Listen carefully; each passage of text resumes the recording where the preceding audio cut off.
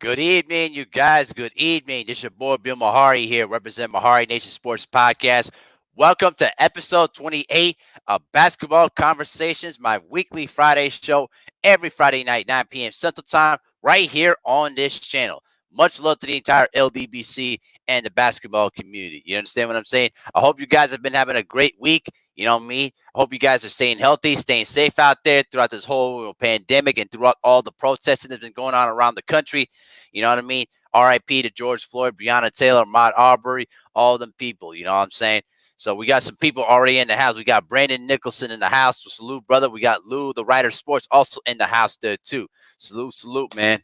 So a lot of sportsmen, coming back there, man. And we're gonna touch upon there's been a resistance going on within the players about resuming basketball. And this show today, I'm gonna go pretty much more in depth because I got some articles here from Bleacher Report that's gonna pretty much possibly put the nail in the coffin of resuming, NBA basketball here at the moment, though, guys. But as I see some people in the building, y'all can come on in here. You know what I mean? Make sure to hit the like button as you come on in here, guys. And so I also put in, starting from this show and from future shows onwards, I've also put in the PayPal link and the Cash App links underneath the description box there too. If you want to donate anything to the value of the content of this channel there too, man. We're at 728 subscribers and we're still growing here, guys. So we're making moves out here and we're improving the content along the way. So with no further ado, let's get down to business, shall we? So I'm gonna talk about this just briefly, and then we're gonna basically get on with it from there. So Draymond Green's on some BS again. So apparently on Twitter there was a person that basically was crapping on Kyrie about not on Kyrie but Stephen Curry's wife there, and basically Draymond Green basically agreed with the post and basically gave the thumbs up on it. And so this is going to be a little bit deep breathe there, but the point is this. Draymond Green has pretty much overstayed his welcome in Golden State. He's pretty much overstayed his welcome in Golden State, and right now he's creating too many enemies in that organization right now. And I'm going to tell you this, though, too. They're going to regret giving him that $100 million deal for a guy that's not even averaged about 10 points per game or 10 rebounds a game throughout his whole career. And they're pretty much saying that, all the Draymond Green lovers are saying like, oh, Draymond Green's a Hall of Fame. He all that, though. Sure. When you basically play in a system where it basically benefits your strengths, yeah, that's kind of talk you'll get. But the point is, though, guys, is like, listen, they need to cut this guy loose. I'm so tired of this dude running his mouth, and he pretty much broke up a championship team because you got to remember in the game against the Clippers, in 2019. You know what I mean? He pretty much said to Kevin Durant's face, "Oh, we don't need you. We won without you. We don't need you." And so that's what happened, man.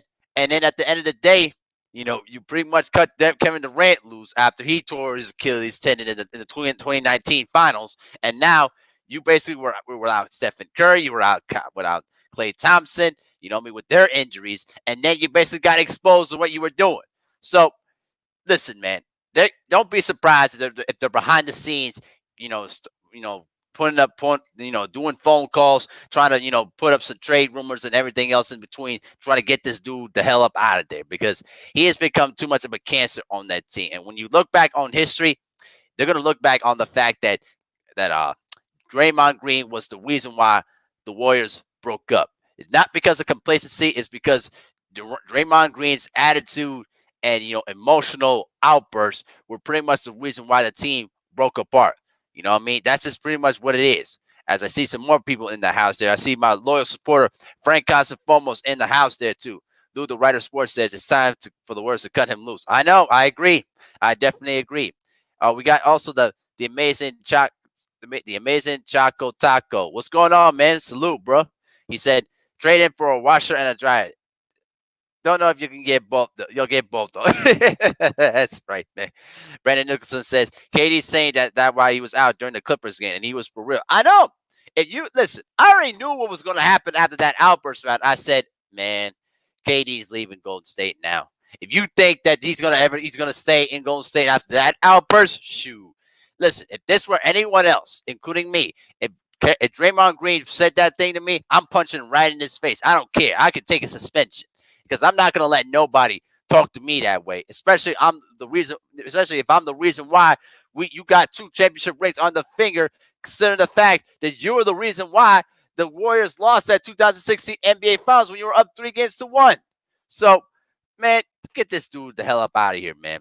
As I see Frank Asfomo says, to me, Draymond Green is Brandon Bass with a little bit of dribbling ability. Brandon Bass. I got my homie, Lewis the Sports Network. Hey, y'all go subscribe to the Lewis the Sports Network, man. He's been putting up, excellent content, man. And his basketball knowledge is amazing. Y'all go ahead and check him out. But yeah, long story short, Draymond Green needs to get the hell up out of here, man. Get him out of here. Get him out of our sight. You know what I mean? And he's going to be the reason why y'all ain't going to get no more superstars to come into Golden State now. I'll tell you that much. Now, with that out the way, now the whole show is going to be talking about what's going on with the meetings behind the scenes, you know what I mean, within the players, okay? Now, it's already been confirmed, oh wait, Lewis Sports Network says Draymond Green do look like Brandon Bass. y'all getting on Draymond Green for basically looking like Brandon Bass. I call him Shrek. I basically call him Mr. Donkey looking. Basically the donkey looking dude. You know what I mean? With the big teeth and all that. You know what I'm saying? Running his mouth every time. That's what I call him, though, bro. Real talk, man. That's what I call him all the time. That's just pretty much what it is. And basically, the amazing Chaco Taco says his career's done when that dumb contract is up. Oh, yeah. Absolutely, man. I definitely agree with that. You know what I mean? I certainly do agree with that. Now, let me get into the real topic in hand here. So, Kyrie Irving has been leading the charge of various players in the NBA that have been in major disagreement of resuming the season. Now, let me put it like this, though, guys. Salute to Kyrie Irving, because Kyrie Irving has been pretty much standing up, for the players that have been in major disagreement of resuming the season. You know what I mean? Remember, there was a huge conference. There was a conference call between 10 of the superstar players, which includes LeBron James and Chris Paul, and they pretty much said that they were pretty much in agreement to resuming the season and figure out ways to make the game safer. And then after that, as I told you guys last week on my show, that they pretty much condensed the season into a couple months by inviting 22 teams and basically playing in a reserved bubbled area in Disney Resort in Orlando, Florida. Now it's almost going to turn, backwards in the worst way, because right now there have been a lot of players that have been pretty much in disagreement in pretty much not wanting to resume the basketball season. And I'm going to, read a more of an in-depth article written by Bleacher Report, basically just stating how the players don't want to return to basketball. And pretty much the article is called "What is the stake if the players turn back out of the Orlando return?" So here's the thing, though, too. Okay, here's one of the big things that we're talking about here. So here's what it is. Okay. Kyrie Irving has been the driving force in organizing calls and raising concern over the NBA's bubble plan. One agent estimates that 2/3 of the top 40 players would refuse to play under the proposed restrictions. The fight for racial justice in America is a must. So too is the health and safety of the players and NBA support staff. Irving's reported reservations are understandable and crucial. The NBA players and teams can represent a significant voice through this time. Should they use it on the court in front of an audience, or boycott or return altogether? That I agree with. The answer is for each player will be subjective, personal decision, and one they should not be shamed or bullied for making. Well, good luck to these LeBron James trolls that will make it into basically cyberbullying this motherfucker. So it's also imperative that the players will fully understand the stakes if they choose not to return to basketball this season. Losing the rest of the season will inevitably result in a lockout. Irving, who's been out for the year for the shoulder injury, is an easy target, given he won't be one of the players returning to the court in Orlando. But if he stands up for his principle, don't ignore the $6 to $7 million he'd be forfeiting. What's really on the line is his $33.3 million salary for next season, which could be at risk if the NBA decides to rip up the collective bargaining agreement. Now, this is the backbone of this entire argument here. So hear me up as I'm talking about this. Okay. So listen to me on this. The CBA is the league's backbone, stipulating everything from the splits of basketball related income to the players' minimum and maximum salaries. Within the document, the NBA has the right to terminate this agreement upon the occurrence of force majeure event. One of those conclusive triggers is pandemics, and the CBA breaks down exactly how much it will dock each player in salary. 192.6 per game canceled.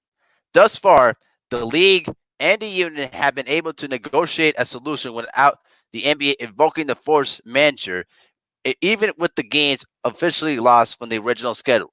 Only 22 of the 30 franchises will resume, with 8 eliminated, losing 16.6 on each on average, and remaining the 22 9 apiece. Should Kyrie and the players gain enough support from the National Basketball Players Association to back out of their agreement to return, the NBA will undoubtedly respond to the force majeure. Under the present circumstances, the league is already going to deduct a certain amount from the players' checks this season. Implicated in the CBA is a 10% escrow to make sure that the players don't receive more than their set annual BRI, which is roughly a 50-50 split within the league. With the NBA income below projections, the players are not going to let any of that 10% return. Furthermore, the NBPA agreed to an additional 25% deduction even beyond the current season through their first check of 2021 on January the 1st for players with the standard pay schedule. With the NBA expected to resume, that might suspend to an extent. But if Kyrie Irving's sacrifice isn't at its extreme, it will still amount to millions. If more concern is already evident, a report from ESPN's Adrian Wojnarowski in May that the NBA and the Players Association agreed to extend until September on a 60-day window that preserves the league's right to terminate the collective bargaining agreement in the wake of the coronavirus pandemic should open many eyes. Last month, through Wojnarowski's report, Commissioner Adam Silver told the Players Association the CBA was not built for an extended pandemic. There's not a mechanism in it that works properly to set the cap when you got so much uncertainty. When our revenue could be at 10 billion or could it be at 6 billion or less. Now that messes up Anthony Davis's opportunity to get his contract extension. You guys remember the contract extension that he was offered but declined? Now this is going to mess up his opportunity to get some of that money that he was basically was going to be owed if he would have signed that contract extension. But because if he didn't, he's not going to get a cent. In other words, Silver and the NBA are ready to force a lockout if that's what it takes to rebuild a CBA that can accommodate today's circumstances. Without force majeure, the league or the union have until December 15th, 2022 to opt out of the current deal, which is following through the 2022-2023 season. By then, the world hopefully would have a distributed vaccine. In the meantime, there's no guarantee the NBA will be able to have its fans in attendance, which Silver reportedly estimates that will result in a 40% loss in revenue. If the league is an $8 billion industry, next season BRI could be at 4.8 billion. So let me put it like this, though, guys.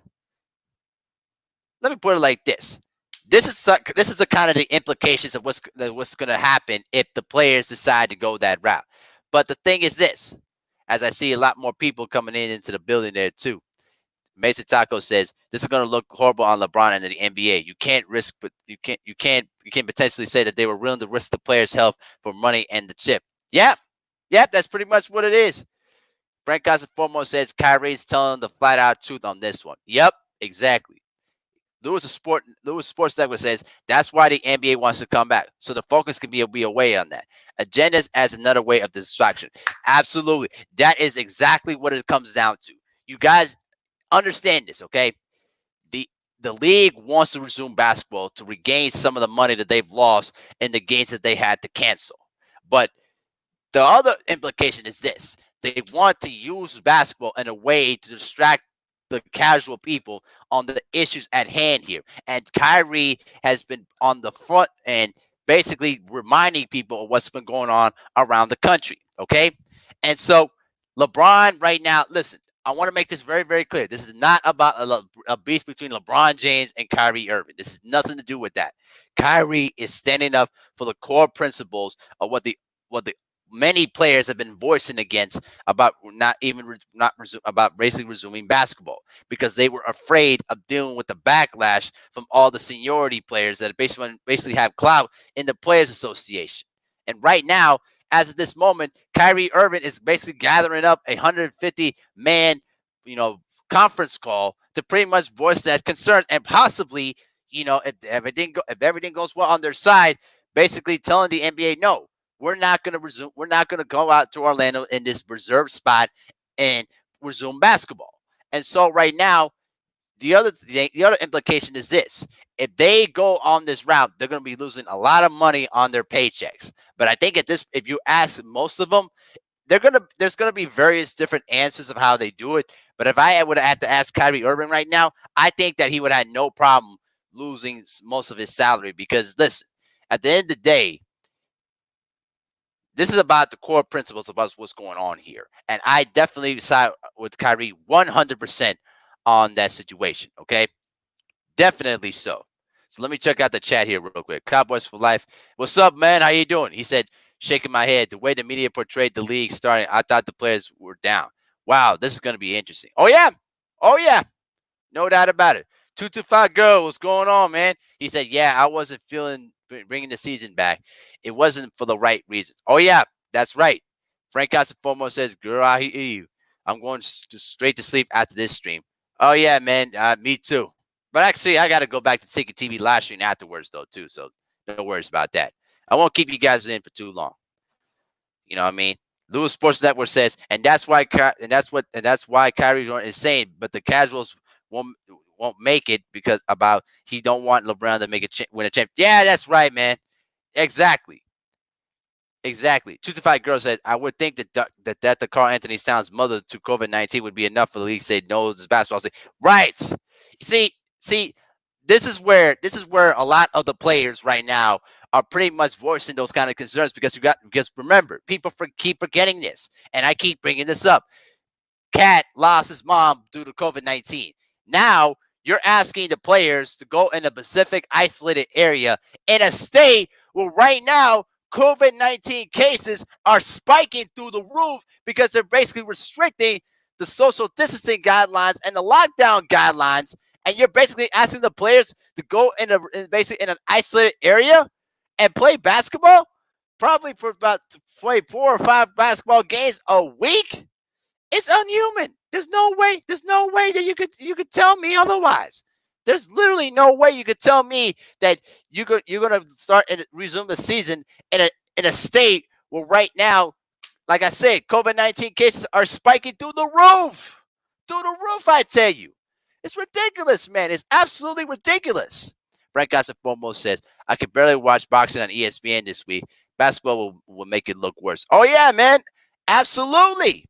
Absolutely. I didn't even bother watching, Shakur Stevenson fight because I didn't even care. Boxing right now and MMA, I could care less about it right now. It doesn't even matter to me.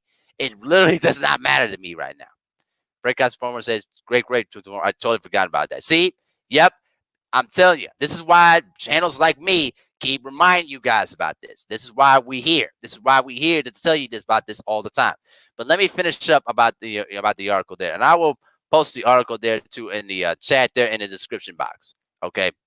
Now, here's the thing. Here's the thing about this one here too. Okay. Now, by then, here's the thing.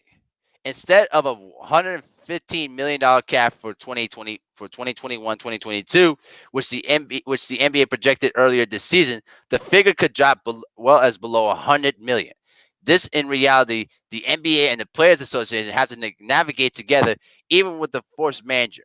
Okay, take away the structure of the CBA and the lockout, and the players have no guarantee that they'll receive any of the next season's salary. That's where Kyrie is at risk.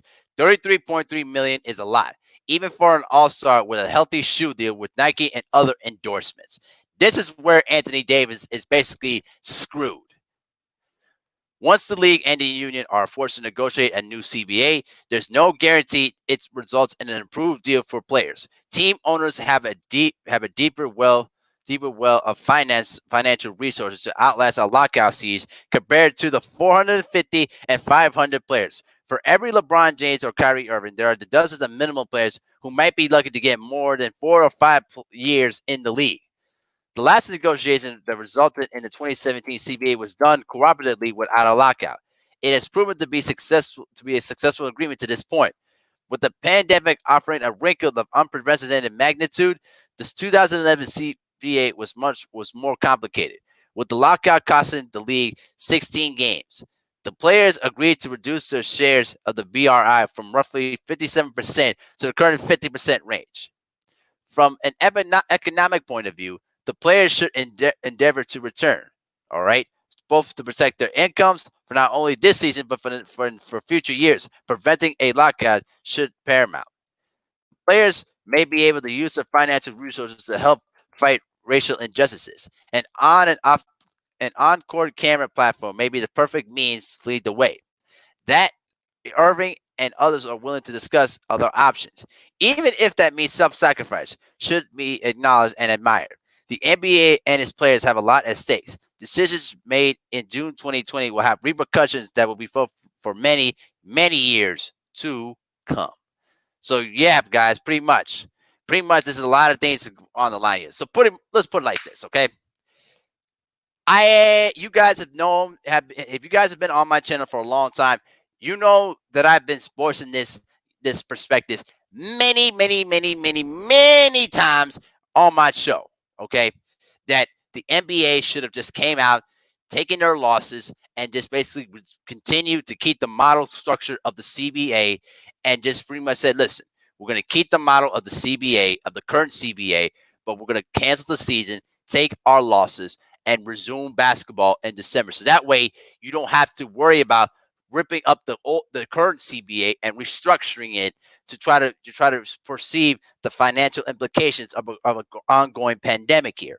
But this is where a lot of people are missing in this whole matter here. Okay, LeBron James cannot force any of the players to come back and play basketball. Okay, this is where a lot of the other star players that basically were voicing with LeBron in terms of returning back to basketball here. Okay, you cannot say that all the players agree to return to basketball because most of them right now, most of them went through the whole pandemic themselves. Plus, here's the other thing though too: the Brooklyn Nets had 4 players that had COVID-19, which one of them was Kevin Durant. We don't know the other three. We don't know the other 3. So the point is, there's a lot of things on the line if you decide to let the players come back and basically, let them play even through the whole pandemic. But also, this is where KD is smart in this case. This is the one thing that he's very smart about. It has nothing to do with his Achilles injury, because I believe he's fine. He is signing with Kyrie because he understands it's the right thing to do. Is basically a moral on point decision than to stay home and basically side with Kyrie on this whole issue at hand here, okay? Because Kyrie has been at the forefront, basically voicing a lot of the sentiment and a lot of the concern that many of the players have, okay? Think about this. JaVale McGee has asthma. James Harden has some asthma related issues. You're asking those guys who may be, tip top shape athletes, but had different kind of health problems. You're asking them to come back to basketball under those circumstances? I don't know, man. It's just, to me, it really does not make any sense right now. It really does not make any sense. And for anyone in the media that tries to defend LeBron James' decision, y'all need to check your brains and get a brain scan, seriously, because the way this is going right now, if multiple players in this whole bubble get sick, in this isolated bubble here, it is going to look real, real bad. And trust me, there will be liability lawsuits waiting to happen. I'm telling you right now, it is not going to work. And the other thing too is this: as I'm going to check out Lewis Sport Network's reply here, he says it must be LeBron and certain boys who want the season to start, but LeBron acted like he spoke for everybody, which he did. He's speaking about himself and continue to join the debate if he wins. Right? Absolutely, dead on. Absolutely. Listen, LeBron, like I said, LeBron does not speak for everybody. Okay.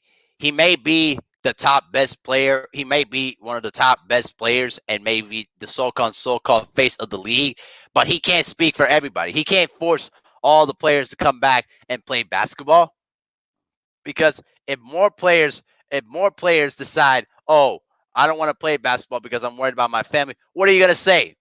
What are you going to say? You're going to force them to come back and play basketball? And plus, you're basically restricted in a bubble where you don't have the opportunity to go anywhere. So for any player that wants to go out, and go out in the clubs, engage with women, and in sexual, intercourse and all that stuff, they won't be able to go outside to the clubs or even do anything. You're pretty much restricted in that bubble, and some of your family members cannot go with you either. So what is the point of continuing basketball if you're going to do that?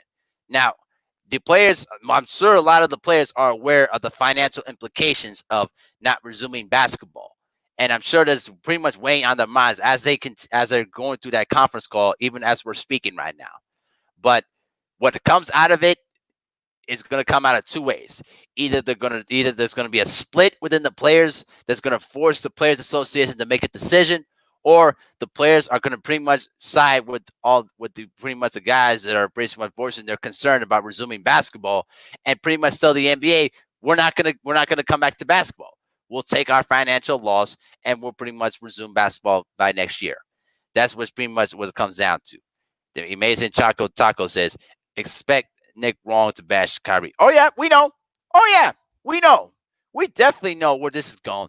Trust me. I saw a part in the interruption with Tony Korsheiser and Michael Wilbon, and they bashed Kyrie Irving on this. Listen, they know what's going on right now. They know this is going to fall on their heads. And when that happens, everybody's going to get exposed. Just like what's happened around the country too. Lou, the writer of sports, says LeBron's being selfish. Oh, yeah, we know. We know that. Lewis Sports Network says LeBron plays the narrative of the media, which makes it harder for me to appreciate him. I know. Listen, I respect his game. I respect what to be done in the community. The problem is you got these people in the media that basically favorites LeBron James every time. And right now it's becoming much more harder to support him. I agree with that. Frank Casafomo says LeBron needs to just produce his own version of the Last Dance because he's not going to surpass MJ. But at least he could tell his own story. Frank Casafomo, you a fool, man. To the Fat Girl says, I already know this whole season was set up for him to get it. Except two things: Kawhi and the coronavirus. But now this shows desperation. Yep, absolutely. Listen. All this comes down to is just desperation right now because they all know that it's the wrong decision. They know that this is not going to work out for them. All of them know this but they won't say it because they're worried about their pockets. And LeBron's particularly worried about catching some free rings to still keep himself in the Michael Jordan discussion. Because LeBron, listen, people need to realize this. LeBron is very tactical in the way he makes his decisions. He really is a very deep intellectual thinker, but he's not always right. He's not always right on everything, including the China situation. And so the bottom line is this: these sports, athletes need to recognize that they have more power than what they realize, and they're giving that away because they're letting these owners dictate for them. I mean, look what's going on in baseball right now. They are negotiating about how many games they should be playing right now because the owners don't want to pay them the big max contracts they gave to their own players. Look what's going on in baseball right now, and think about what's going to happen in the NFL if they're going to have to start resuming training camp and how they're going to resume the season. And they're pretty much under scrutiny right now over the whole Colin Kaepernick situation in the light of what happened to George Floyd in my backyard in Minneapolis. So right now, everything in sports is messed up right now, and it's just not the perfect time to think about sports. It's not. You understand what I'm saying? Lou, the writer sports, says ESPN care more about content than people's life. Yeah, I definitely agree. The friend Mason Choco Taco says, I wouldn't be surprised if LeBron tries to press Kyrie. Right, but what's LeBron gonna do? He's gonna force Kyrie to change his mind? No. Kyrie is proven that he has his own mind. Even if he's wrong, even if he's basically has some dumb theories in hand, like the world is flat, whatever. Listen, Kyrie is basically a guy that understands what's the current pattern going on here, and he's basically taking the bull by the horns and being the one to say, I'm going to step up and voice the players that don't want to play. And I respect him for that. He earns my ultimate respect for that. Lou the Sports Network says, it was just reported that Donovan and Mitchell, Dwight Howard, and Alon Miller are speaking out against coming back if it's not safe. Right. Oh yeah, Donovan. Oh yeah, don't forget Donovan Mitchell also was diagnosed with COVID-19. Don't forget that.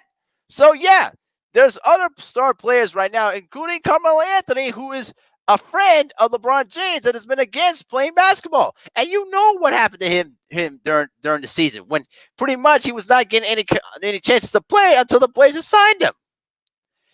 It's just ridiculous. As I see my homie Jay Dill in the building, he says, cancel the season. Yep, facts. And Frank Osborne says, agrees with them. So yeah, at the end of the day, man, I'll put it like this as I drink my Powerade real quick.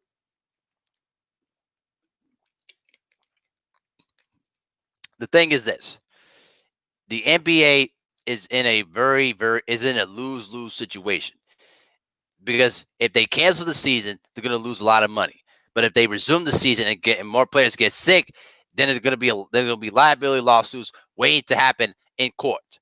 So right now, it's not looking good for them. And I'm gonna tell you this though right now.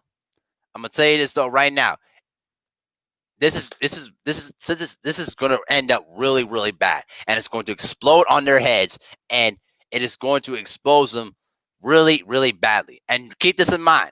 Don't think for a second that the NFL, Major League Baseball, and the National Hockey League are taking cues of what's going on with the NBA right now.